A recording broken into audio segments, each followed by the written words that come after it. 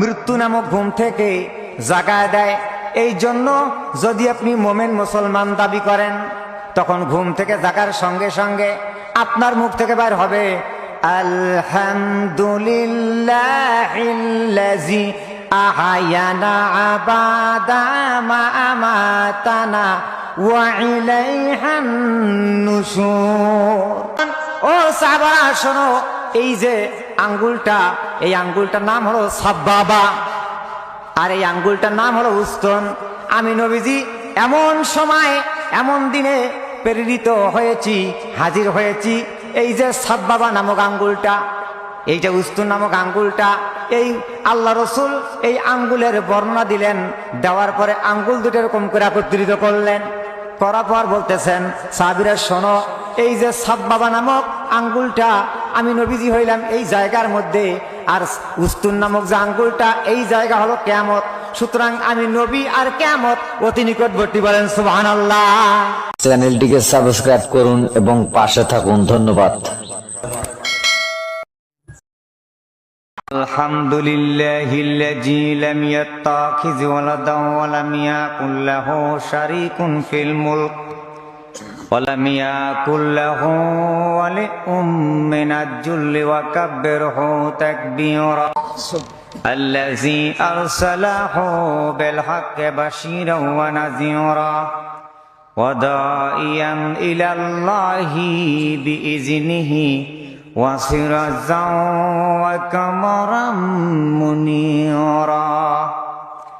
فقد قال الله تبارك وتعالى في كلامه المجيد والفرقانه الحميد أعوذ بالله من الشيطان الرجيم بسم الله الرحمن الرحيم من عمل صالحا من ذكر أو أنثى وهو مؤمن فلنحيينه حياة طيبة ولنجزينهم أجرهم بأحسن ما كانوا يعملون. والآخرة عن أبي سعيد الخدري رضي الله تعالى عنه قال قال رسول الله صلى الله عليه وسلم من على ثلاث بنات মান আলা সালাসা বানাতেন ফাদাব্বাহুন্না ওয়া যাওয়াজাহুন্না ওয়া হাসানা ইলাইহিন্না ফালাহুল জান্নাত। রাওয়াহুল মুসনাদ আহমদ। মুআজ্জাজ মুহতারাম হযরত উলামায়ে কেরাম, আল্লাহ সুবহানাহু ওয়া তাআলা ঐতিহাসিক তাফসীরুল কোরআন মাহফিল আসার জন্য বসার জন্য সুযোগ করে দিলেন। আমি আল্লাহ পাকের একজন ছোট্ট নগণ্য গুনাহগার গোলাম। এই তাফসীরুল কোরআন মাহফিলে কিছু কথা বলার জন্য আল্লাহ পাক তৌফিক ইনায়াত করলেন। তো আমরা সকলে হৃদয়ের নিংরানি আবেগটুকু উজাড় করে দিয়ে সে মুনিবের দরবারে আমরা শুকর আদায় করি, বলি আলহামদুলিল্লাহ। অতঃপর দরুদ ও সালাম বর্ষিত হোক সেই নবীর প্রতি, নবীকুলের শ্রেষ্ঠ নবী, সরদার নবী, সেরওয়ারে কায়নাত, আকায়ের নামদার, তাজদারে মদিনায় বিশ্ব মানবতার মহান শিক্ষক বিশ্বনবী মুহাম্মদুর রাসূলুল্লাহ সকলি বলি সাল্লাল্লাহু আলাইহি সাল্লামের উপর লাখো কোটি দরুদ বর্ষিত হোক। সংক্ষেপে বলি আল্লাহুম্মা সাল্লি আলাইহি আল্লাহুম্মা বারিক আলাইহি। সম্মানিত উপস্থিতি, বাসুদেবপুর সরকারপাড়া নারী কল্যাণের উদ্যোগে ঐতিহাসিক তাফসীরুল কোরআন মাহফিলের সভাপতিত্ব করবেন আমার ওস্তাজি আলহাজ হযরত মাওলানা মোহাম্মদ আজিজুল হক, যা সবাই চিনি আমরা। প্রধান অতিথি হিসেবে থাকবেন মোহাম্মদ জহুরুল আলম, বিশেষ অতিথি মোহাম্মদ ইজান সরকার, মোশাররফ হোসেন বুলেট, আমন্ত্রিত উলামায়ে কেরামগণ, বিশিষ্ট ইসলামী চিন্তাবিদ, কোরআন হাদিসের আলোচক হযরত মাওলানা মোহাম্মদ মাতলুবুর রহমান সিদ্দিকী, সৈয়দপুর নীলফামারী। দ্বিতীয় বক্তা হাফেজ মাওলানা মোহাম্মদ বখতিয়ার বিন আজগর। তো মাগরিব থেকে এ পর্যন্ত যত আলেম ওলামা কথা বলেছেন, সমস্ত আলেম ওলামার কথাকে আল্লাহ পাক কবুল এবং মঞ্জুর করে নিক, আমরা বলি আমিন। সম্মানিত উপস্থিতি, তাফসিরুল কোরআন মাহফিলে আসতে পেরে আমরা খুশি না বেজার? খুশি। কারণ একটা মানুষ যত বড়ই শারীরিক অসুস্থতার দিক দিয়ে হোক, আর্থিক অবস্থার দিক দিয়ে হোক, বা মন মানসিকতার দিক দিয়ে হোক, যদি সমস্যা থাকে, তবুও মোমেন মুসলমান দাবি করলে আমরা খুশি থাকি কার কাছে? কার কাছে? আল্লাহর কাছে। অসুস্থতাও যদি হয় তাও আল্লাহর কাছে আমরা খুশি থাকি কিনা? থাকি। যদি একটু সংকটে পড়ে যাই সংসারের মধ্যে, তাও আল্লাহর কাছে শুকরিয়া আদায় করি কিনা? করি। এটা আল্লাহই করেন, এটা আল্লাহ পাক কি করেন? পরীক্ষার জন্য। তো এই যে খুশি যে আমরা থাকি, এই কোরআনে কারিম যেদিন পৃথিবীতে এসেছে নবী এবং রাসূলের মাধ্যমে, সেদিন থেকে এই কোরআনে কারিমের ওয়াজ হচ্ছে, তাফসির হচ্ছে, ব্যাখ্যা বিশ্লেষণ, এমন কি সব কিছু হইতেছে। তো কোরআনে কারিমের হুকুম আহকাম মেনে চলছে। তো ওই দিন থেকে আজ পর্যন্ত এই কোরআনে কারিমের ওয়াজ যে কি হইতে হইতে কি শেষ হয়েছে? শেষ হয়েছে? তাফসির শেষ হয়েছে? ব্যাখ্যা শেষ হয়েছে? এটা হবে না। কিয়ামত পর্যন্ত হবে এমন কোন মায়ের বেটা মুফাসসির, তাফসির কারক ওয়াজ করে, তাফসির করে, বক্তব্য দিয়ে এই 30 পারা কোরআনের আলোচনা শেষ করতে পারবে না। ঠিক কিনা? পারবে? পারবে না। যিনি এই কিতাবের মালিক মহান আল্লাহ সুবহানাহু ওয়া তাআলা, তিনার প্রশংসা দিয়ে শুরু হয়েছেন, তিনি একমাত্র এটা শেষ করতে পারেন। ঠিক কিনা?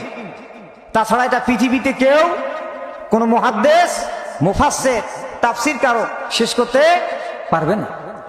কোরআনে কারিম আল্লাহ রাব্বুল আলামিন বলেন, কুল লাউ কানাল বাহরু মিদাদান লিকালিমাতি রাব্বি লানাফিদাল বাহরু ক্বাবলা আন তানফাদা ক্বাবলা আন তানফাদু কালিমাতু রাব্বি ওয়ালাউ জি'না বিমিসলিহি মাদাদা। আল্লাহ রাব্বুল আলামিন বলেন, নবী আপনি বলুন, তামাম পৃথিবীর নদী, নালা, খাল, বিল, ডোবা, পুকুরের পানি যদি একত্রিত করে কালি বানানো হয় এবং গাছকে কলম বানাইয়া আল্লাহ পাকের নাম লেখা শুরু হয়ে যায়, তাফসীর লেখা শুরু হয়ে যায়, বর্ণনা করা হয়ে যায়, তবু আল্লাহ রাব্বুল আলামিনের গুণগান শেষ হবে না। বলেন সুবহানাল্লাহ। দেখছেন, এই হচ্ছে কোরআনে কারিমের মুজিজা, মর্যাদা। কেউ শেষ করতে পারবে না। এটা পারবে? পারবে না। তো আমি আপনাদের সামনে কোরআনে কারিম থেকে সূরা আন-নাহল 16 নম্বর সূরা 97 নম্বর আয়াতে কারিম পাঠ করেছি। দেখি নবীজির অসংখ্য হাদিস থেকে একটা হাদিস নিয়ে এসেছি, দেখি কতদূর যাইতে পারি। তো সূরা আন-নাহল আয়াত নাম্বার 97 নম্বর আয়াত, সরাসরি যেটা মূল আলোচনা। এইখানে মাহফিলটার নাম হচ্ছে নারী কল্যাণের উদ্যোগে, নারী কল্যাণের উদ্যোগে। এখন নারী মানে কি? নারী, মহিলা মানে মা, মেয়ে, মা, মহিলা, ঠিক কিনা? নারীর জাত, মায়ের জাত। তো কল্যাণের উদ্যোগে এই যে মাহফিলটা করে আসছেন, এটা আজকে প্রায় কততম এখান দিছে? 13 বছর ধরে। তো আমি যে আয়াতে কারিম নিয়ে এসেছি, আল্লাহ পাক বলেছেন, মান আমেলা সালেহাম মিন যাকারি ওয়া আও উনসা, যে সৎকর্ম করে, সৎকর্ম সম্পাদন করে, ইমানদার পুরুষ হোক, জাকারি ইমানদার পুরুষ হোক, আও উনসা এবং মহিলা হোক, আমি তাকে পবিত্র জীবন দান করবো। বলেন সুবহানাল্লাহ। তাইলে এবং তার প্রতিদান এবং তার এই কাজটা করার জন্য উত্তম কল্যাণকামী করে দেব এবং তাকে পুরস্কার দেব। বলেন সুবহানাল্লাহ। কল্যাণের কথা আল্লাহ কিন্তু কোরআনে বলছে।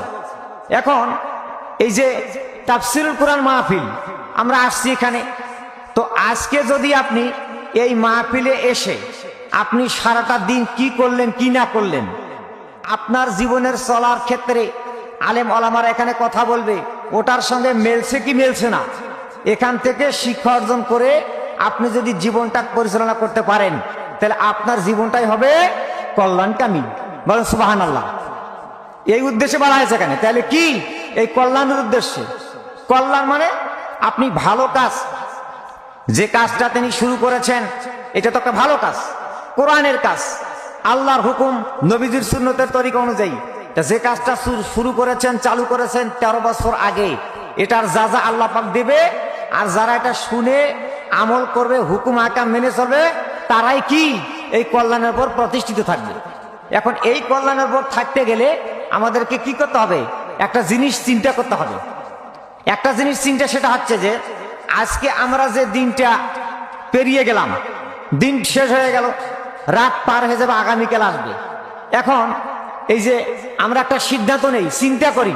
কি চিন্তা?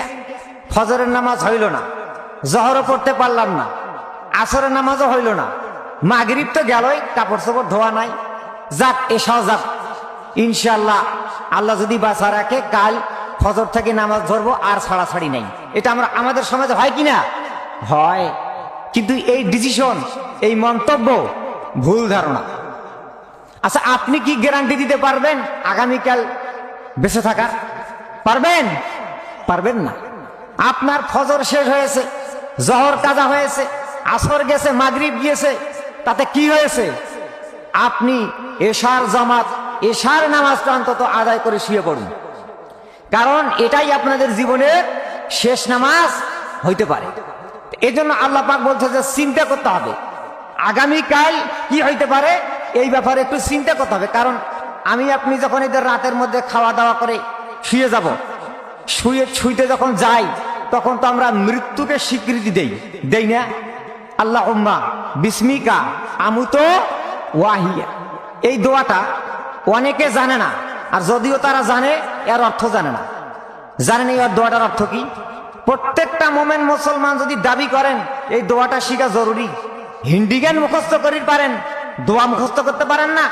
রাসূলুল্লাহর হাদিস, আল্লাহুম্মা, হে আল্লাহ, বিসমিকা, তোমার নামে, আমুতো, এই যে মরিতেছি, ওয়াহিয়া, তোমার নামে জীবিত হই। এই কথাটা দিয়ে আপনি কি করলেন? ঘুমায় গেলেন। এখন আপনি মরা। এই জন্য আল্লাহ রাব্বুল আলামিন বলছেন আগামীকাল কি হইতে পারে, এই ব্যাপারে কি করতে হবে? চিন্তা করতে হবে। আল্লাহ পাক জবাব দিলেন সূরা হাসর আয়াত নাম্বার 18। আল্লাহ রাব্বুল আলামিন বলেন, ইয়া আইয়ুহাল্লাযীনা আমানুত্তাকুল্লাহা ওয়াল তানজুর নাফসুম মা কদ্দামাত লিগাদিন ওয়াত্তাকুল্লাহা ইন্নাল্লাহা খাবীরুম বিমা তা'মালুন। আল্লাহ পাক বলতেছে, হে ঈমানদারগণ, তোমরা আল্লাহকে ভয় করো, এবং প্রত্যেক ব্যক্তির উচিত আগামীকাল কি হইতে পারে এই ব্যাপারে একটু চিন্তা ভাবনা করা। বলেন সুবহানাল্লাহ। দেখছেন, তাহলে আমার কথা আর আল্লাহর কথা কি? আল্লাহ কি বলছে? যদি আপনি মুমিন মুসলমান দাবি করেন, আজকে যে দিনটা পাড়ি দিয়ে আসলাম, আগামীকাল কি হইতে পারে এ ব্যাপারে চিন্তা করতে হবে। কোন দিন? আজকেই। এবং আল্লাহকে ভয় করো, আর তোমরা যা কিছু করো সব এই খবর আল্লাহ পাকের কাছে পৌঁছে দেয়। বলেন সুবহানাল্লাহ। এখন আপনি এই ডিসিশন শেষ করে ফেলুন। যারা এখন এশার নামাজ আদায় করে নাই, রাত্রে শোয়ার আগেই আপনি এশার নামাজ আদায় করবেন। যদি আপনি এশার নামাজ আদায় করলেন, এই নারী কল্যাণের উদ্যোগে কথাটা শোনার পর, বক্তব্য শোনার পর, এটা আমল করার পর, নামাজটা আদায় করার পর শুয়ে পড়লেন, আল্লাহ না করুক যদি আপনি রাতের মধ্যে ইন্তেকাল করেন, মারা যান, আপনার মৃত্যুটা হবে কল্যাণের পর। বলেন সুবহানাল্লাহ। এই উসুলে আল্লাহ পাক জান্নাতের রাস্তা দিতে পারে। আমার ভাইরা, তাইলে এই যে যখন আমরা শুতে যাই তখন কি? এই যে মৃত্যুকে স্বীকৃতি দেন। আর এই যে ঘুমটা, আমরা মৃত্যু নামে, এই যে ঘুমটার সঙ্গে আল্লাহ পাক মৃত্যুর তুলনা দিন। কারণ সারাদিন যখন আমরা দিনের মধ্যে শ্রমে থাকি, দিনের মধ্যে কাজে কর্মে থাকি, তো রাতের মধ্যে যখন আমরা শুইতে যাই তখন এটা কি ঘুম আল্লাহ পাক দিয়েছে। এই ঘুম যদি আল্লাহ পাক না দিত, মানুষ পাগল হয়ে যেত, মানুষের ব্রেন আউট হয়ে যেত, মানুষ কি বাঁচত না। এই জন্য ঘুমটা আল্লাহ পাকের একটা নিয়ামত। আর যখনই আমরা ঘুমাইতে যাব তখন ওই দোয়াটা কি পাঠ করে ঘুমাইতে যাব। আল্লাহ রাব্বুল আলামিন কোরআনে কারীমের মধ্যে বলেছেন, ওয়াজআলনা নাওমাকুম সুবাতা, ঘুমটা আমি তোমাদের জন্য দিয়েছি, এই যে সারাদিনের যে ক্লান্তি কি দূর করার জন্য, সারাদিন যে ক্লান্তিটা আসবে এই ক্লান্তিটা আমাদের এক ঘুমে দূর হয়ে যাবে। পরের দিন আবার সকালবেলা সাবেক হয়ে যাবে। বলেন সুবহানাল্লাহ। এটা কে করেছেন? আল্লাহ পাক করেছেন। এখন এই যে ঘুমায় গেলাম মৃত্যুকে স্বীকৃতি দিয়ে, তো এই ঘুমটার সঙ্গে আল্লাহ পাক মৃত্যুর তুলনা দিয়েছে। কেন? আমরা যখন ঘুমায় যাই তখন আমরা মারা যাই। এটা আল্লাহর যদি হুকুম হয় তাহলে আমরা বাঁচতে পারবো, যদি আল্লাহর হুকুম না হয় তাহলে ওই এক ঘুমে শেষ। ওই প্রবাদে একটা বই পড়ছিলাম, প্রবাদে একটা কথা পড়ছিলাম যে ঘুম আর মৃত্যু দুই ভাই, ঘুম ভাঙলে হবে সকাল, ঘুম না ভাঙলে হবে পরকাল। দেখছেন? তাহলে মৃত্যুর সাথে ঘুমের সাথে মৃত্যুর তুলনা দিলেন। তাহলে এই যে ঘুমটা আমরা যাই, এই ঘুমটা কি? মৃত্যু নামক ঘুম। এই মৃত্যু নামক ঘুম সম্পর্কে আল্লাহ পাক আরে জায়গা জবাব দিলেন।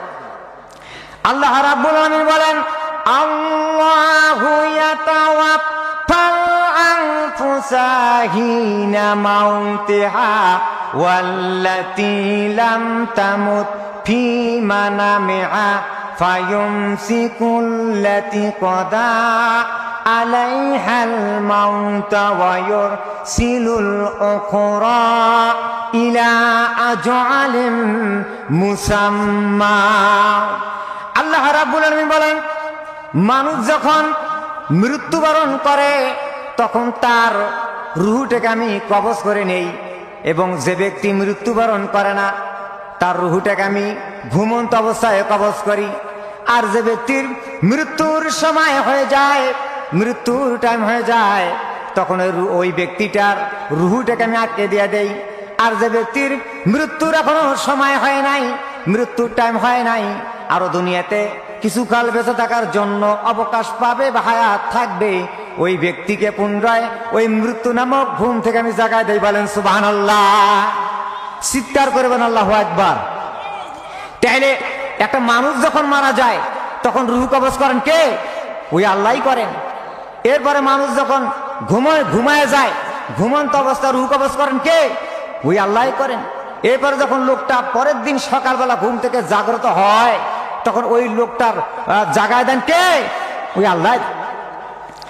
আমার ভাইয়েরা, এই জন্য যদি আপনি আমি মোমেন মুসলমান দাবি করি, দাবি করতে গেলে আল্লাহ পাক যেহেতু আমাদের মৃত্যু নামক ঘুম থেকে জাগায় দেয়, এই জন্য যদি আপনি মোমেন মুসলমান দাবি করেন তখন ঘুম থেকে জাগার সঙ্গে সঙ্গে আপনার মুখ থেকে বের হবে আলহামদুলিল্লাহিল্লাযী আহয়ানা বাদা মা আমাতানা ওয়া ইলাইহান নুশুর। সমস্ত প্রশংসা আল্লাহ পাকের, যিনি আমাদেরকে পুনরায় মৃত্যু থেকে জীবন দান করেছে, এবং ওই আল্লাহর দিকেই আমাদেরকে যেতে হবে। বলেন সুবহানাল্লাহ। এগুলি রাসূলুল্লাহর দোয়া, এগুলো বলতে হবে। এগুলি কি করতে হবে? বলতে হবে। এখন এই মৃত্যুটা যে মানুষ কিন্তু এই জিনিসটা ভাই স্মরণ করে না। মানুষ কি করে? মানুষ এই জিনিসটা স্মরণ করে না। মানুষ স্মরণ করে, চিন্তা করে কি 3 তলার ভিত্তি দিছি, 1 তলার ছাদ ক্লিয়ার হয়েছে, 2 তলা যে কবে হবে। 1 তলার ছাদ ক্লিয়ার হয়েছে, 2 তলার ছাদের কাজ চলছে, 5টা 7টা মিস্ত্রি। সন্ধ্যার টাইমে দেখলাম ওই লোকের পায়ে জুতা নাই, বাজারে গেছে।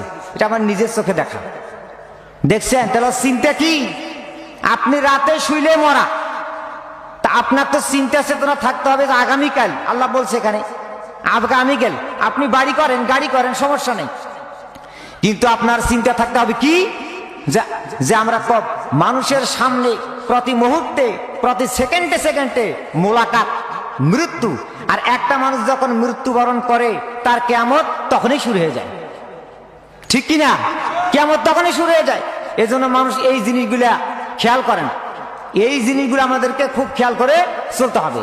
এখন মানুষের সামনে এই যে মৃত্যু প্রতি সেকেন্ডে সেকেন্ডে কবরের দিকে ধাবিত, এর জবাব আল্লাহ পাক আর জায়গায় দিলেন। আল্লাহ রাব্বুল আলামিন বলেন, ইকতারাবা লিন-নাসি হিসাবুহুম ওয়া হুম ফি গাফলাতিন মু'রিদুন। সূরা আম্বিয়া। আল্লাহ বলতেছে মানুষের কাছে কিতাবের নিকট, মানুষের কাছে কিতাবের নিকট অতি নিকটবর্তী কিয়ামত, হিসাব অতি নিকটবর্তী, অথচ মানুষ গাফেল, মানুষ বেখবর, মানুষের স্মরণে নাই, মানুষের হুঁশ নাই। এই যে আল্লাহ পাক কি কথা বলছে, একতারা বলেন নাস, মানুষের সামনে কিতাবের সময় কি অতি নিকটবর্তী, অথচ আমরা কি করি না, আমরা স্মরণ করি না। আল্লাহ রসুল বলছেন শুইতে গেলে এরকম দোয়া পড়তে হবে সর্বক্ষণ। এক কথা আল্লাহ পাক বলছেন, ইয়া আইয়ুহাল্লাযিনা আমানু যকুরুল্লাহ যিকরান কাসীরা ওয়াসাব্বিহুহু বুকরাতাও ওয়া আসীলা। ঈমানদারগণ তোমরা আল্লাহকে অধিক পরিমাণে স্মরণ করো। এই যে সামনে যে কিয়ামত, এই যে কিয়ামত, একটা মানুষ যখন মারা যায় তখন তার কি হয়ে যায়, কিয়ামত শুরু হয়ে যায়। এখন এই কিয়ামতটা কি জিনিস, মানুষের স্মরণ নাই, মৃত্যু প্রতি মুহূর্তে প্রতি সেকেন্ড। তে এই যে সূরাটা যখন নাজিল হয়ে গেল, সূরা আল আম্বিয়ার নাম্বার 1, একতারা বলেন নাস, মানুষের সামনে আল্লাহ পাক কি সুন্দর করে এখানে দিচ্ছে। আমার ভাইয়েরা, আল্লাহ রাব্বুল আলামিন কোরআনে কারীমটাকে দুটি ভাগে ভাগ করেছেন, একটা হলো মক্কায় আর একটা হলো মদিনার মধ্যে। মক্কায় যে সমস্ত আয়াতগুলো নাজিল হয়েছে, আয়াতগুলো আল্লাহ রসুল সাহাবায়ে কেরামদের সামনে বর্ণনা করবার জন্য একটা জায়গা ঠিক করছিলেন। ছাপাপাড়ের দক্ষিণ পার্শ্বে হাজী সাহেবরা দেখে আসছেন, নাম তার আরকাম বিল আরকাম ইবনে আরকামের বাড়ি।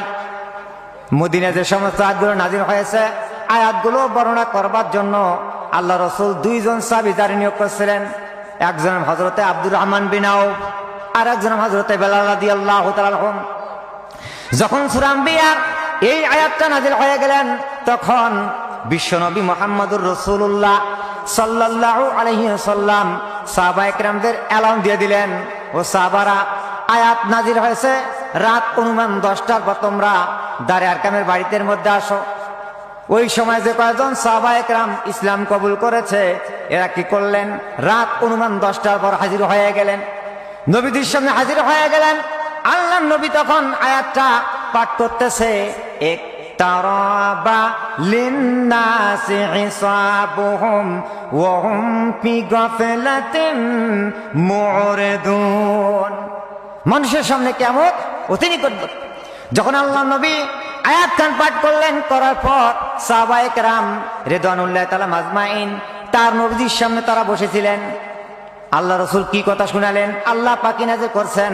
এরপর আল্লাহ রসুল কি করলেন, আল্লাহ রসুল ডান হাতখানে এইরকম করে উঁচু করলেন, করার পর আঙ্গুল দুটা এইরকম করে ফাঁক করলেন। ফাঁক করার পরে বলতেছেন, ও সাহাবারা শোনো, এই যে আঙ্গুলটা, এই আঙ্গুলটার নাম হলো সাব্বাবা, আর এই আঙ্গুলটার নাম হলো উস্তন।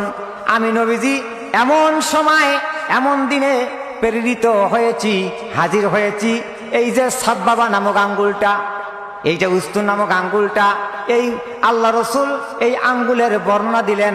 দেওয়ার পরে আঙ্গুল দুটো এরকম করে একত্রিত করলেন, করার পর বলতেছেন, সাহাবীরা শোনো, এই যে সাব্বাবা নামক আঙ্গুলটা, আমি নবীজি হইলাম এই জায়গার মধ্যে, আর উস্তুন নামক যে আঙ্গুলটা, এই জায়গা হলো কিয়ামত।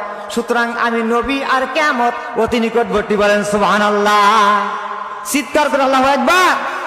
আল্লাহ রসুল এই হাদিসটা শুনালেন, হাদিস বুখারীর হাদিস, যে যখন আল্লাহ রসুল আঙ্গুলের পরিচয় দিলেন, এখানে বোঝার কথা আছে, আল্লাহ রসুল যখন আঙ্গুলের পরিচয় দিলেন তখন আঙ্গুলটা এরকম ফাঁক ছিল। এটার নাম সাব্বাবা, এটার নাম উস্তুন। 5টা আঙ্গুলের নাম আছে, যার 2টা আঙ্গুলের বললাম, 3টা আঙ্গুলের নাম ইনশাআল্লাহ আরো যদি কথা বলবো, তামান একদিনে বলে দেবো নাকি। তো এই যে যখন তিনি বলছেন, এই ফাঁক যদি থাকিলে তার একটা কথা থাকিলে, এই ফাঁক ছিল না। যখন আঙ্গুলের পরিচয় দিলে, আঙ্গুলের পরিচয় দেওয়ার পর আঙ্গুলটা অ্যাডজাস্ট করলেন, করার পরে বলতেছেন, আমি নবী এই জায়গায়, কিয়ামত এই জায়গায়, সুতরাং আমি আর কিয়ামত অতি নিকটবর্তী। এই কথাটা আল্লাহ রসুল বলেছেন কতদিন আগে, 1500 বছর আগে। এখন আপনি হিসাব করেন তো, আপনি আমি কোথায় আর কিয়ামত কোথায়। আল্লাহ পাক বলছে তারা বলেন নাস। যদি আপনি এই চিন্তা ভাবনা করে জীবনটাকে সাজান, জীবনটাকে পরিচালনা করেন, তাহলে এটাই হবে আপনার কল্যাণ। তাহলে এই জন্য কি করতে হবে আমার ভাইয়েরা, বিশ্বনবী জনাবে মুহাম্মদুর রাসূলুল্লাহ সাল্লাল্লাহু আলাইহি সাল্লাম এই সংবাদ, এই হাদিসটা বলার পরে আল্লাহ নবী কি করলেন, কিয়ামতের 6টা দৃশ্য তুলে ধরলেন। 6টা দৃশ্য তুলে ধরলেন। হাদিস শরীফের মধ্যে আসছে, আল্লাহ রসুল সাহাবা একরামদের সামনে বনি ইসরায়েলের এক যুবকের ঘটনা তুলে ধরলেন। সাহাবাদেরকে বললেন, ও সাহাবারা শোনো, বনি ইসরায়েলের একটা যুবক ছিলেন, তার বাবার অসংখ্য সয় সম্পত্তি ছিল। ওই সম্পত্তিগুলো যখন যত্র তত্র ব্যয় করতে লাগলেন, তখন ওই এলাকার লোকেরা বলল, হে যুবক, তোমার বাবা কষ্ট করে জমিগুলো রেখে দিয়ে গেছে, তুমি কেন এই সম্পত্তিগুলো এরকম হান্তরাস করে ফেলছো? তোমার কি মায়া লাগে না, দয়া লাগে না? তোমার তো বাবার টাকার কামাই সম্পদ, কেন এরকম করতেছ? সাহাবায়ে কেরামরা বলছে, ইয়া রাসূলুল্লাহ, ইয়া হাবিবাল্লাহ। তারপর যুবকটা কি করলো? তখন আল্লাহ রসুল বলছেন, ওই যুবকটা ওই জায়গার মধ্যে বাড়িটা ছেড়ে তিনি আইলাইনের জাজা নামে একটা জায়গা ছিলেন, একটা বনি ইসরায়েলের শহর এলাকা ছিলেন, ওই শহরের জায়গা গিয়ে বাড়ি উঠালেন, সুন্দর বাড়ি করলেন, গাড়ি করলেন, করার পর ওই বাড়িতেই তিনি জীবন যাপন করা শুরু করে দিয়ে দিলেন। তিনি চিন্তা করলেন যে আমি আমার বাবার টাকা আমি কি করি না করি, এরা বারণ করে কেন? তো এই অত্যাচারের এখানে থাকবো না। বনি ইসরায়েলের একটা বিশাল শহর এলাকা ছিল, ওই শহরের জায়গায় আইলাইনে জায়গাটাকে বলা হয়, কিতাবের মধ্যে আসছে। ওই জায়গায় বাড়ি করলেন, রাস্তার সাইডে ছিলেন রাস্তা। মানে আল্লাহ রসুল 6টা চিত্র দৃশ্য তুলে ধরছে। ওই 6টা কথা আর বর্তমান কাজের সঙ্গে মিল আছে না আছে আপনারা একটু টের পাবেন। তো ওই জায়গায় বাড়ি ঘর করে তিনি আসেন, হঠাৎ করে একদিন তিনি কি করলেন, বৃষ্টি শুরু হয়ে গেল। রাস্তার সাইডে মানুষ যাচ্ছে, যাইতে যখন রাস্তা বৃষ্টি চলছে, তখন এমন সময় ওই দেখতেছেন জানলা দিয়ে একটা সুন্দরী একটা যুবতী মেয়ে ওই জায়গার মধ্যে দাঁড়িয়ে আছে। তখন এই যুবকটা বাড়ি থেকে বলতেছে, ম্যাম, যদি মাইন্ড না করেন একটু বাড়িতে প্রবেশ করুন, বৃষ্টি থেমে গেলে আপনি চলে যাবেন। বাড়িতে ঢুকলেন, ঢুকার পরে বক্তা চলে আসছে। আচ্ছা, একটা দৃশ্য বলে আমি সেরে দেবো ইনশাল্লাহ। বাড়িতে ঢুকলেন, ঢোকার পরে বৃষ্টি ছেড়ে গেল। যাওয়ার বলতে ভাই, আপনার বাড়ি হয়েছে, গাড়ি হয়েছে, আপনার বাড়ির পরিবার দেখতেছি না। বলতেছে, এখনো আমি বিয়ে করি নাই। বলতেছে, ঠিক আছে, তো বিয়ে শাদী করেন নাই? এরকম কথাবার্তা বলতেছে, আপনার কি বিয়ে হয়েছে? মেয়ে বলতেছে, না, আমার বিয়ে হয় নাই। তখন তিনি বলতেছেন যে তোমারও বিয়ে হয় নাই, আমারও বিয়ে হয় নাই। শেষ করতেছি, তো ঠিক আছে, তোমাকে আমার পছন্দ হয়েছে। মেয়েটা বলতেছেন, আমার পছন্দ হয়েছে, ভালো কথা, কিন্তু এইটাই তো হবে না, আমার তো গার্ডিয়ান আছে, গার্ডিয়ানের কাছে গিয়ে তোমাকে এই ইজাজত নিতে হবে, ডিসিশন নিতে হবে, পারমিশন নিতে হবে। তা শোনো, তুমি যদি গার্ডিয়ানের কাছে যাও, তাহলে তুমি রাস্তায় বাইর হতে গেলে রাস্তার বিভিন্ন দৃশ্য দেখতে পাবা। এইগুলো দেখে যদি ব্যাগে আসো তোমার ইচ্ছা, আর এগুলোকে পাড়ি দিয়ে যদি যাও তোমার ইচ্ছা। যাবে তুমি? হ্যাঁ, আমি যাব। এই কথাবার্তা বলে মেয়েটা চলে গেলেন, পানি ছড়ে গেল। তখন যুবকটা ওইভাবে ছটপট করে দিন কাটলো, রাত কাটলো। সাহাবায়ে কেরামরা বলতেছে, ইয়া রাসূলুল্লাহ, ইয়া হাবিবাল্লাহ। এরপরে ওই যুবকটা রাত কাটলেন, কাটার পরে পরের দিন সকালবেলা কিছু মাল সামানা নিলেন, নেওয়ার পরে রাস্তার বাড়ি থেকেই পার হয়ে প্রথম রাস্তার মোড়ে গেলেন। যাওয়ার পর দেখতে পেলেন একটা মাদি কুত্তা, তার পেটটা অনেক এরকম বড় দেখা যায়। তখনও তিনি তার বাচ্চা প্রসব হয় নাই, মুখের ভিতর থেকে বাচ্চাগুলো হাউমাউ করে দেখা যায়। যুবক চিন্তা করল, আমি একটা শুভ কাজে যাওয়ার জন্য রওনা দিলাম, এবার একটা কি কুলক্ষণ দেখতে পেলাম, চিন্তা ধরে গেল। সাহাবায়ে কেরাম বলে, ইয়া রাসূলুল্লাহ, ইয়া হাবিবাল্লাহ, এটার দৃশ্যটা কি?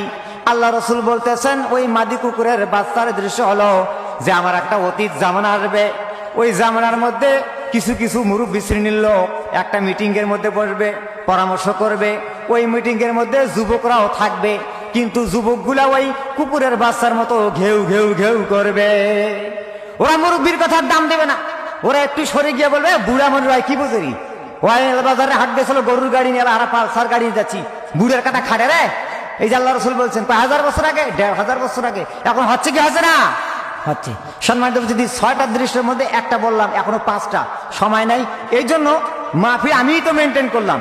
বক্তা তো অসংখ্য বক্তা, তো যাও, তা পিছনে বক্তা এসে গেছে, আমার ভাই মাওলানা মোহাম্মদ বক্তি ইবনে আসগার গাইবান্ধা থেকে আসছে, আমরা ওনার মুখে সুন্দর শুনবো। আর আমি তো এলাকার লোক, আজকে আমি যেখানে কথা বলতেছি এটা আমার যোগ্যতা নয়, আজকে যার অনুদান আমি কথা বলতেছি আজকে সে আমার নাই। আমার মাথার মুকুট ছিলেন এই যে বাড়ি, ওই যে পশ্চিম দিকে শুয়ে আছে মরহুম মাওলানা আতাউল্লাহ সরকার, আরেক ওস্তাদ আমার আছে, আরেকটা আছে যে এখানে বসে আছে। এই জন্য আমি আপনাদের কাছে আকুল আবেদন করি, আপনারা আমাদের জন্য দোয়া রাখবেন, আমি যেন আগামীতে কোরআন হাদিসের এরকম সুন্দরভাবে আলোচনা করতে পারি।